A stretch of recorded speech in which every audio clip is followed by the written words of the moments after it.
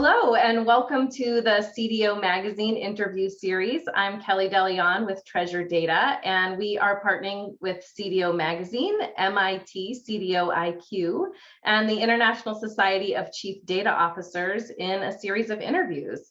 Today, I have the pleasure of talking with Saul Rashidi, SVP Chief Analytics Officer at the Estee Lauder Companies. How are you? I'm doing well, thank you.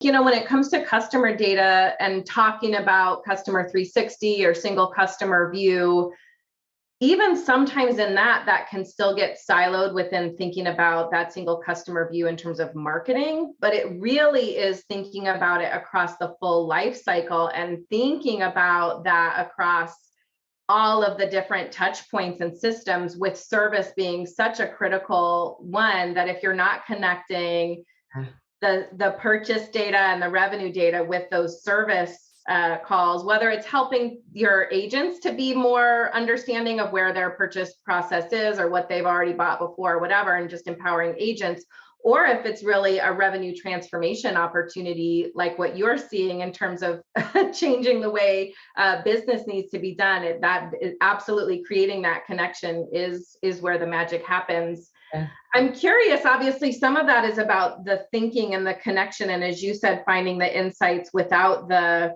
blinders that can sometimes come from the business context. But how does tech play into that as well? You know, how do you navigate the fact that it's getting everybody on board, but there's also a technology consideration here as well? It's a massive technology consideration. So just like data is an enabler for the business, technology is an enabler for us.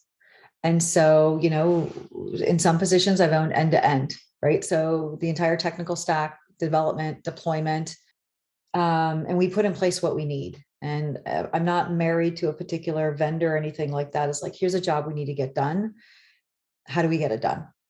And in some cases, I don't own the technical stack and I don't own the development. Is it frustrating? Absolutely. Sometimes do I have phenomenal partnerships with my brothers and sisters in IT? Absolutely. I think there's just different personalities to account for. The key is on aligning the sense of urgency and the priorities. And if that same sense of urgency is not there, it's going to be like two seismic plates that just can't quite fit. Mm-hmm. But if the sense of urgency and the priority is there, then it's a beautiful marriage between the two. But obviously we can't do our jobs without the technical capabilities. And I think it's, you know, the analogy of if data is kind of the new oil, or as so many people say, to the teams that have to make that oil flow, the technology is their oil in a sense. If you don't have the tools, the processing power, you know, whatever the case may be, and it's a clunky process, you might get there, but the harder it is for people in the business to get what they want, if it feels like it's going to take too long or it's a whole process, you know, it starts to make people not want to wait on the answer, or you know, want to find workarounds and those kinds of stuff. So you have to be able to make those insights come in at a speed that's going to really power the business. So exactly. Otherwise, they end up making business decisions anyway because they have to, but without the data to back it up.